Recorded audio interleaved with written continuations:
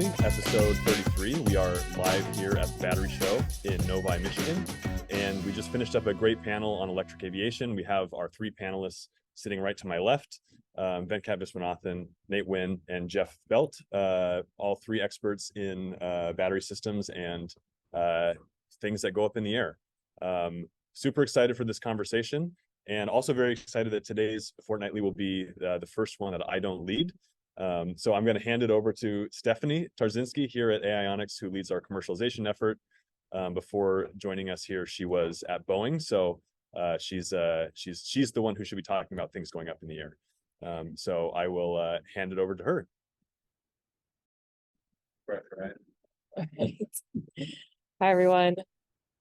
Let Austin turn around. Here we go. But you should turn off the sound on that so there's no feedback. Should be good. I'll just get over a bit. All right. Hi everyone, I'm Stephanie. As Austin said, I have a background in both automotive and aviation. So happy to be bringing that experience to Aionics and connecting that to batteries, and excited to talk to these panelists today. So just to start off, I know you guys just did this for everyone else, but maybe you guys could just provide a quick introduction of yourself and your background in batteries and aviation. Okay, so I'm Jeff Belt. I have a PhD in chemical engineering, and I've been doing batteries for 28 years. I started working with it's the General Motors, the Impact vehicle, to the EV1. And then I went to the Idaho National Lab, where I worked with GM, Ford, and Chrysler on battery technology and testing. And then from there, I went to Ford, did PHVs and battery electric vehicles, a year and a half at Cummins, and then almost 4 years at EP Systems now. But I actually heard about electric aviation at this conference from Bob Gallion, who was the CTO of CATL at the time. And CATL had pulled his presentation, and at the last minute, he pulled together like, this is everything that's going on in the electrification space. And there was 5 slides on there about aviation. I think it was about 5. And I was thinking like, really? Because I didn't think that EVs were really ready for prime time. And now you're telling me we're going to put EVs into airplanes. So, and here we are. Here I am. And Yeah. Here we are. You're now the host of the only panel on electric aviation. And Nate, you should go. Oh, no, please. No, you should. Please. Okay. All right. Thanks for the opportunity to talk here in a different role, right, about my work on electric aviation. And I guess my first fortnightly as a professor at Michigan rather than Carnegie Mellon. Go Blue. Go Blue. As, Go Blue and nice. Also a University of Michigan alum. So. Yes. So I've been working on electric aviation for about 5 years or so, and now this fall moved my entire group from Carnegie Mellon here to focus on trying to build very high specific energy cells, and then hopefully work with people to sort of take that and build systems to get planes in the air that have long range. And then fun trivia. So Nate was actually the second person that gave me dollars to do electric aviation. So when I knew very little about the space.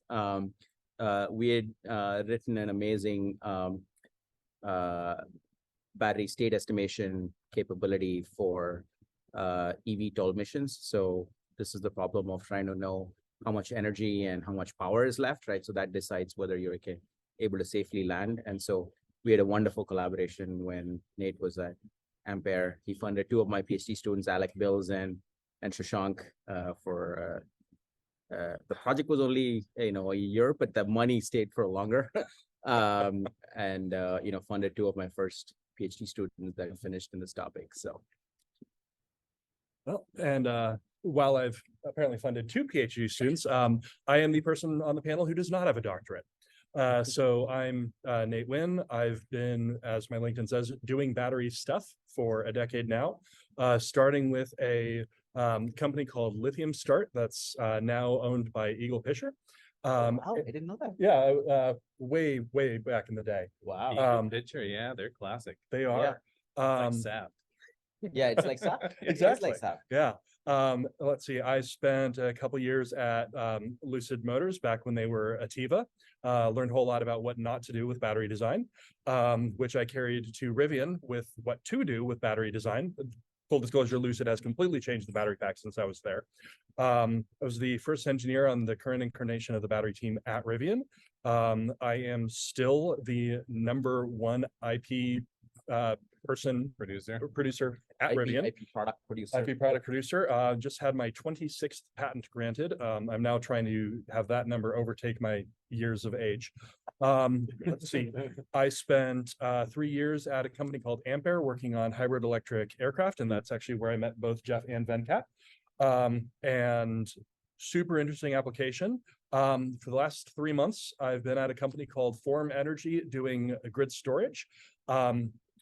Completely different scale of everything. For one, I don't think we're going to be seeing iron air batteries fly anytime soon, or move on anything resembling their own power. Yeah, no, definitely not happening.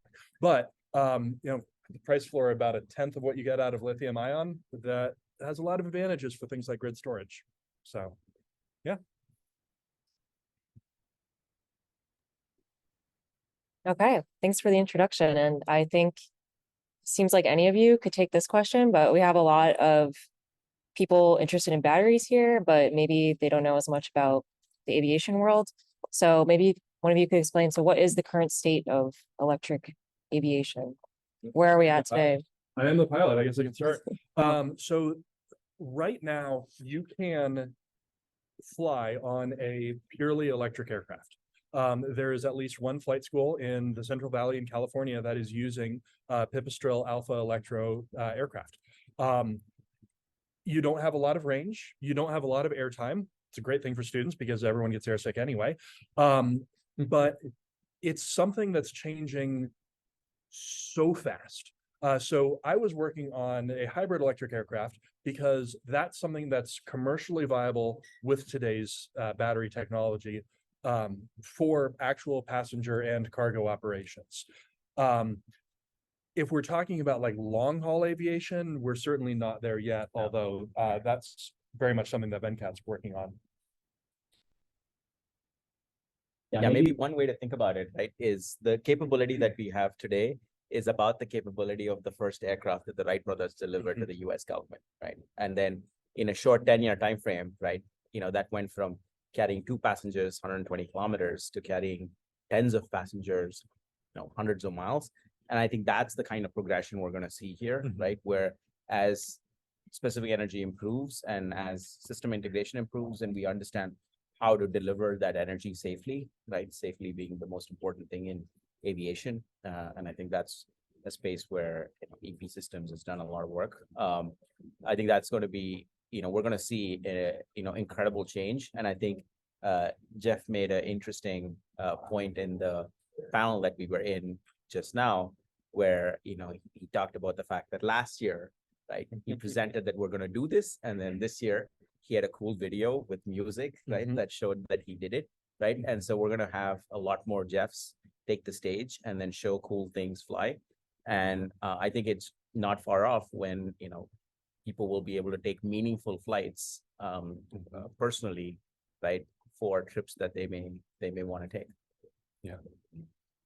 Yeah, and the interesting thing is that I would say 3 years ago, we had some folks from the local university come to us and ask if there was any way that we could help them reduce costs for pilot training. And we were kind of scratching our heads. We thought, well, what if we electrify a Diamond DA40? Because that's what was laid out all in front of us at the airport. And so we reached out to Diamond. We got teaming agreements with them. They started doing the development with our batteries. We were going to do our own X-plane, but it turns out they're actually faster at building airplanes than we are. So we just did the battery. But yeah, I was there in July for the first flight in Austria. We watched it take off and watched the guy climb in the aircraft with his little parachute on. And you're going wait a minute, you think you're going to need a parachute? But yeah, they flew for 15 minutes and everybody was clapping and celebrating. And they've flown for longer now, but they plan on certifying later in 2024 to 2025 timeframe. And that's probably when we'll see a lot more of these aircraft coming up for flight schools. And the key there is that we see a cost reduction about 40 to 45% over training a pilot by using all electric rather than the regular aircraft now. Yeah. It's interesting. If you look at a conventional trainer aircraft, something like a Cessna 150 or 152, the biggest expense is fuel.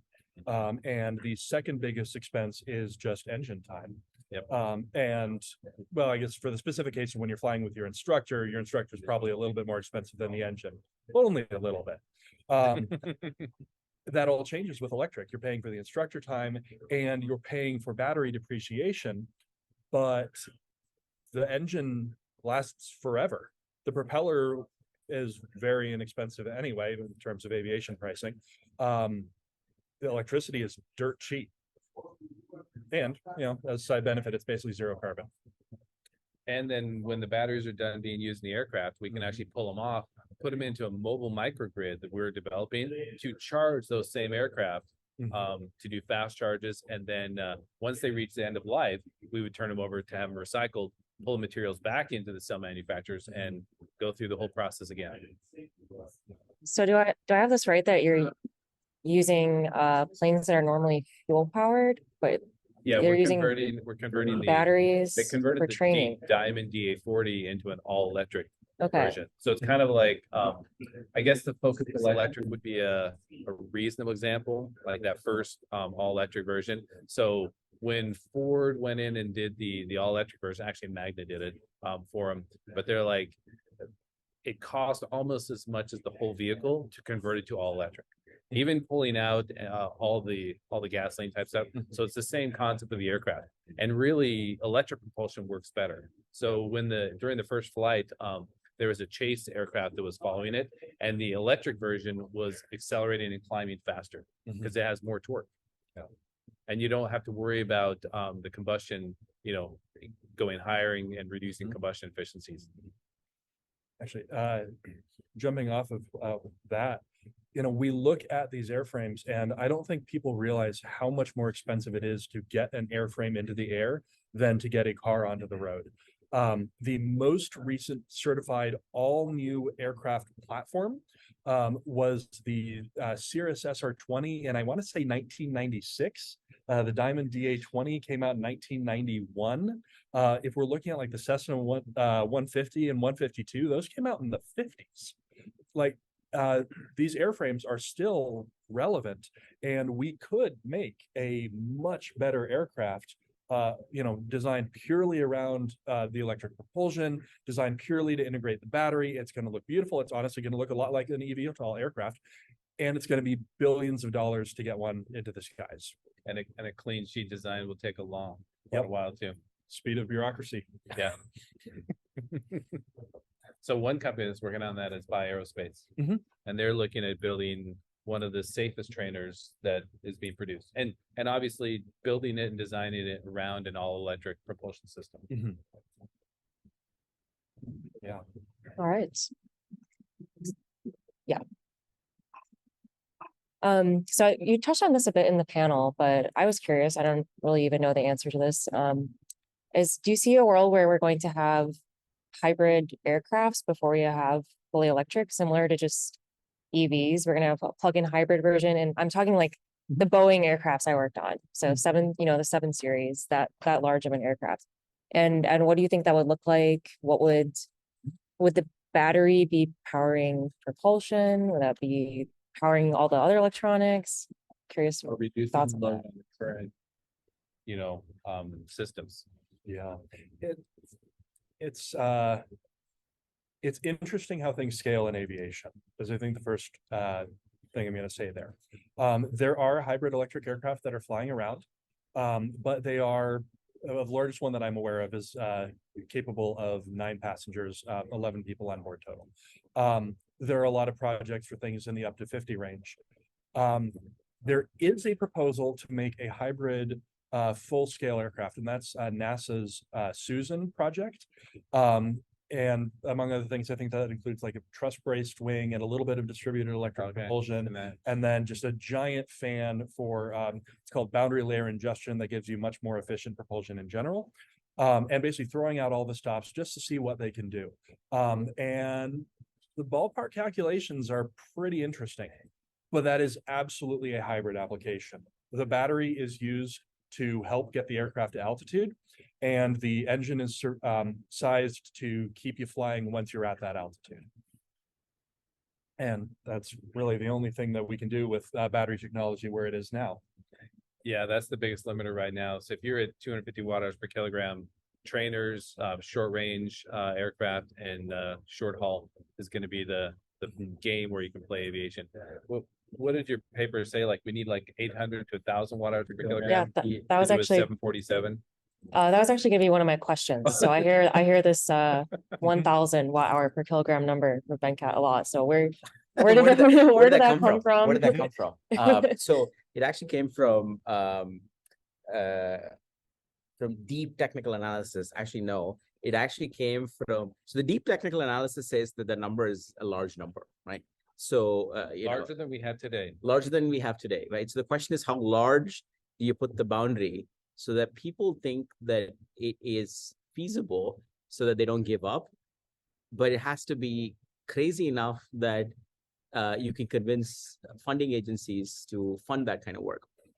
And so when we wrote that Nature paper, right? So my original number was going to be 2,000, right? So exactly, right? So one of my co-authors of that paper, Yetming Chang, said that He's like, that's crazy. yeah, exactly. yeah, That's what he said. That's what he said. Never gonna get That's there. exactly what he said, right? Uh-huh. And so then we decided, okay, what's a good number to pose that people believe that you can actually get there? Because Mhm. well, we went from 250 to 500, right? Cells are kind of there. So one doubling, right? One more doubling, right? And so that sort of set the 1,000 watt hour per kilogram target, which then, and I think Dr. Halle Cheeseman at RPE has sort of really taken on the mantle of being the real champion there, and now pulling together an amazing program called Propel 1K. But the 1,000 watt hour per kilogram really enables things like the 7 series, right? With not the same kind of operational capability and flexibility that's there, right? So if you look at 737 or the A320, right, even though the median mission, right, is of the order of 800 miles to 1,000 nautical miles, right, their operational capability is 3-4 times that, right? So that's the important thing, right? That fueled aircraft give you an enormous flexibility in the kinds of missions that you can do, right? So you could take a flight that you can take the same aircraft that's flying Detroit to Denver, right? And then also take the same thing for like Denver to Boston, right? So like you basically have enormous flexibility. That flexibility is going to go away once you go electric, right? So your missions are going to be much more tied to a much narrower distribution of trip distances. But that's an optimization problem, right? So one that I think, with all the sort of infrastructure that we have in terms of computation and routing and everything, right? All the technology that's there, I think basically you'd have to reimagine a network where, the flying experience is going to be, quite different, and how airlines operate this is going to be different. But I think that then, you back calculate, and then I think that leads to sort of a number where you could enable something like a 737 that can do off the order of 100 passengers, about 700 nautical miles, which is sort of the canonical trip. And so I think that basically sort of was the origin of that 1K number, which is now, what we're rallying the industry around.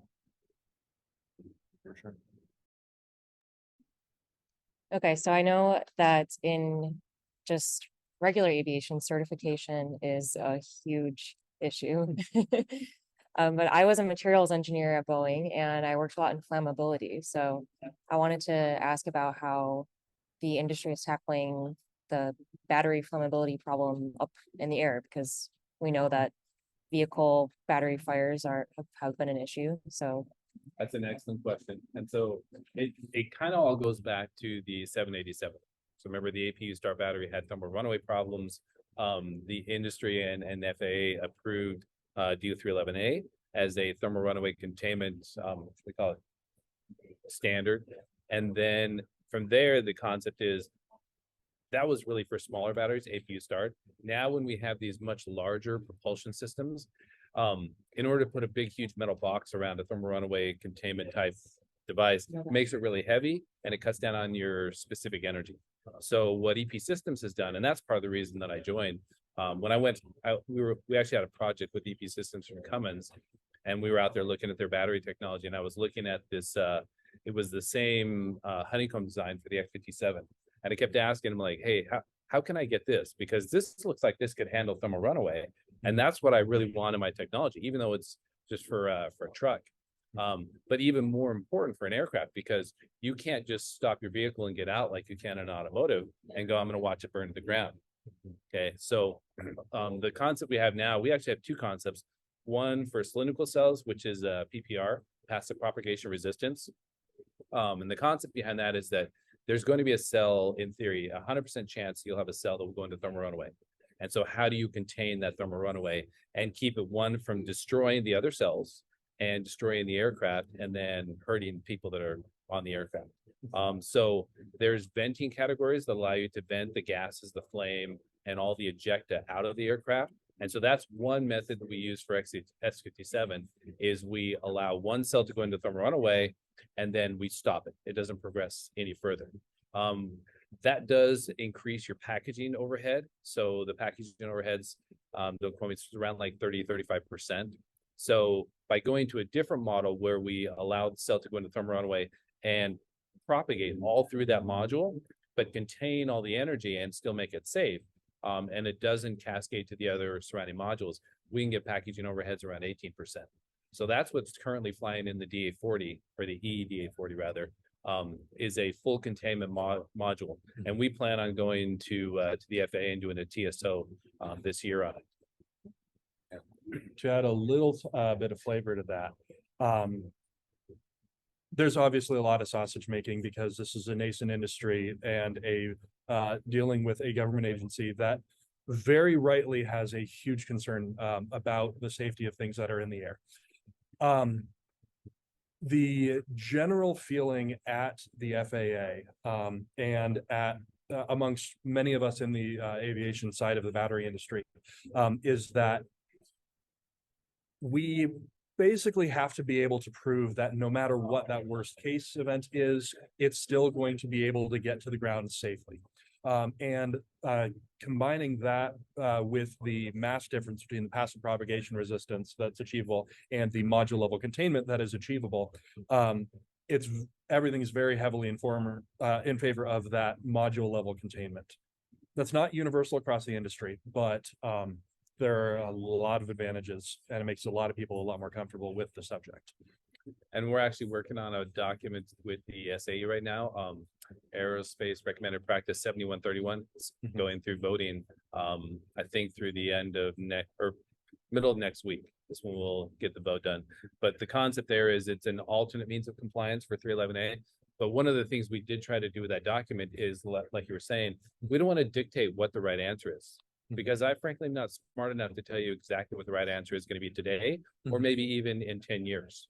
I want lots of people to all come together and go, you know what? We really like the whole pouch system and the module containment, but we have this better idea that works for cylindrical, and cylindrical tends to be a cheaper cell generally, and they're more of a commodity. So what's going to work best for the industry? I guess we're going to see, but I think people will put out their proposals and we'll see what gets adopted and how well it gets adopted.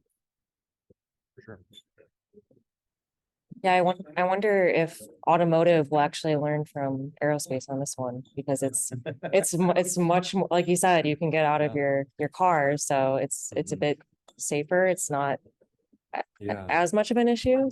So maybe automotive will learn from aerospace having to be way more careful. I wonder the same thing, because right now we're sitting at what, 5% EV adoption for the US. But as soon as you start burning down people's houses because their vehicle overcharged when from runaway in the garage, I think the automotive industry is going to start looking at that more seriously. And it's the same way that at the FAA and the aviation industry looked at it as the streamline of fires, right? Yeah, so right. It's all reactive, Yeah, right? And then they went overboard, right? If you look at the 311A standards, right? The highest watt hour, right? First of all, the units is in watt hour, right? Yeah, Mhm. it's There is that. 200 watt hours is the highest level 4. Yeah, which We're is talking funny. like 75 kilowatt hours. Kilowatt hour, right? Yeah.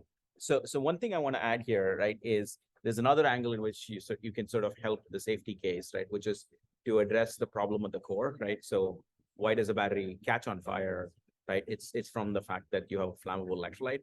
So I think research into non-flammable electrolytes is going to be a pretty critical piece that at least will aid in all of this, right? So will obviously no cell will, ever be completely non-flammable, right? There will always be energy contained in the cell that in the event of, complete catastrophic failure, it will burn, right? Yeah. But the amount of energy released could be substantially lower, right? Because effectively, if you think about it, the energy contained inside the anodes and the cathodes actually is much less than the energy released because of the fact that you essentially have a liquid that is like gasoline Mhm. that is burning, right? And so if there's a way in which the liquid electrolyte that's used, right, is less flammable or at least almost completely non-flammable, I think that will make the safety case even stronger, right? That paired with passive propagation resistance or module containment, I think that's going to be, the industry standard. So it's interesting you mentioned that because we did some work with the FAA on low flammability electrolytes, and we saw it wasn't really the electrolyte that caused the thermal runaway so much as it was the electrodes. So we saw similar thermal runaway effects with low flammability electrolyte as we did with the standard, and it was kind of one of those like I had hoped the same thing, and I'm open to other options, but we didn't see that to be the case. Like I think there's more work that needs to be done there, but obviously that electrolyte that we use didn't reduce the TR event. So something that I learned through various sources, so I'm going to keep things heavily anonymized here, is if you get some of these cells that really push energy density, and only energy density, you can end up with some very adverse side reactions. One of them being a thermite reaction between nickel oxide and silicon. Just as an example of one of the byproducts of a thermal runaway that I saw was nickel vapor deposition on the exhaust system. And I want to point out that nickel vaporizes at, I think, 5,900 Celsius. So we need to be very careful as we're selecting these materials. I mean, if we go with a lithium metal anode, we're talking about molten lithium being one of the byproducts. As an aside, carbon-based containment tends to work fairly well for that. It allows it to appropriately go into a chemically neutral state. But yeah, there's a lot that's happening in the battery world, and we need to be very, very, very careful about how we implement it. One thing that's interesting there is I think the fundamental question of whether there's a natural follow on to that, which is that if you want this 1,000 watt-hour per kilogram battery, right, would that lead to a worse thermal runaway event, right? It's a logical question. It's very important to understand that the two are different, right? That the 1,000 watt-hour per kilogram is electrochemical energy that we're taking out. And then when you have a thermal event, right, it's how much chemical energy that the system will release. They may not be the same, but oftentimes they're correlated, right? But it's not always the case that they need to correlate one-to-one. So it's important, right, as Nate pointed out, right, that when you go through the selection, right, you not only, all too often, electrochemists only focus on the electrochemical energy that the battery can have. It's also important to understand that, if you can also map out what the chemical energy release will be in the event of, being at not 25 degrees Celsius, but at, few hundred, maybe 1,000, right? And what are all the side products possible? I think that's going to be pretty critical as we think about where the future of the aerospace cell goes. There's certainly Okay, lots of opportunity. There is. Great answers on that. And so we just have one Q&A question, and then we'll wrap up after that. So we have Shreyas with a question, and he wants to know, can you highlight the major differences between batteries, like the requirements for EVs and batteries for electric aviation? Is it just higher energy density? So one of the things that we look at for EVs, of course, is that they don't have to have very high power, right? They have to have high specific energy, but they can be removed at a very slow rate. For electric aviation, especially for the DA40, we're looking at a 2C rate for the takeoff, and then it's about a half C rate for the cruise.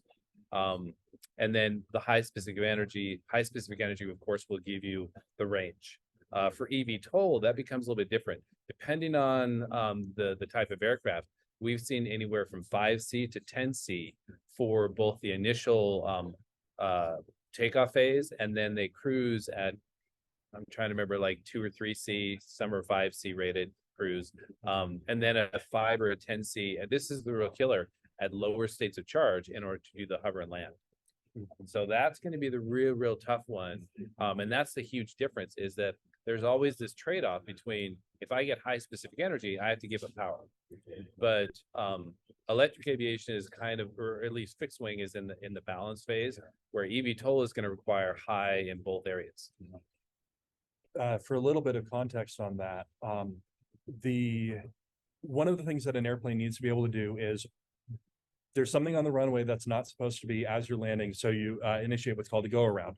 Basically go to the fullest power that you can, climb back up, loop around, or go somewhere else. eVTOL still needs to be able to do that, and has a much higher burden than eCTOL would. If you cannot, for whatever reason, be that state of charge, state of power, state of energy, whatever, if you can't do a go around, it is literally an emergency. So one of the, having said that, one of the big things that I see as a difference in what people are doing now with automotive versus when I left the automotive industry 4 years ago now, is electric cars are really, they're good enough. Like, yeah, you're not going to want to do the 1,000-mile-in-a-day road trip. Yeah, the charging infrastructure between cities isn't the best. Now they need to be lower cost. Now they need to be lower cost. Exactly. Yeah. So that's, they're looking at things like lithium iron phosphate that were very interesting 20 years ago and not interesting 10 years ago and very interesting today. And electric aviation is where we're pushing the bounds of what is possible. What can we actually do, because every little bit is necessary for a business model. And aviation also can pay a higher price point for the cell. Oh, so yeah. Where EV is looking for, give me a reasonable performance at the lowest cost. I mean, the DOE targets are between $100 and $50 kilowatt hour. Mm-hmm. So EV is probably in the $400 to $500, maybe $800 per kilowatt right now. Electric aviation. Yeah. What are they? EVs. Yeah. Yes, I worked in we have the too long. we have the Too long, rule too in long. the rule in aviation that certification is like 90% of the cost. Easily. Can confirm. So yeah, you do have more room to play there. Anything else to add on that? Certification. So something that I didn't get the opportunity to say during the panel today. So this is new content. At what we saw on EV on the car side was a march from, we have our non-plug-in hybrid, we have our plug-in hybrid, we have our electric, and then just expanding that to different industries as it makes sense. Aviation, we are kind of seeing the same thing. There are a few niche things that are all electric. There are a few niche things that are various flavors of hybrid that are being developed. But and it's going to be years before we're talking about a remotely interesting all-electric airliner. But that march has a really big benefit in aviation. Whereas in automotive, there was fuel reduction. In aviation, of course, the fuel reduction is important, but as you pointed out, 90% of the cost is in certification. There haven't been all that many flight hours or flight miles of electric. It's nothing compared to conventional. And that makes a lot of people very uncomfortable about, hey, what are the various failure modes that we're going to be able to see? So by specifically starting with less electrified aircraft that are still capable of flight without their electric system, and by slowly proving out, hey, this is how we prevent thermal runaway, this is how we handle thermal runaway that happens anyway, this is how we handle, controls redundancy and stability and all these things that are really important and very new technology. build that extra comfort so that when we're doing that electric 737, we know what to do to make it safe first time hit it out of the park. All right. Well, I think that's all the time we had. And this was super, super interesting talk. It's good to be around some aviation nerds again. And yeah, thank you guys for joining us on our fortnightly episode. Thank you so much. Thanks, and thanks to Jeff for organizing this great panel. And for all the listeners, we made a bet that we're going to 10x the electric aviation program at the next battery show. So we might have 2 fortnightlies, not 1 fortnightly, right, at the next battery show. So see you all in Detroit next year.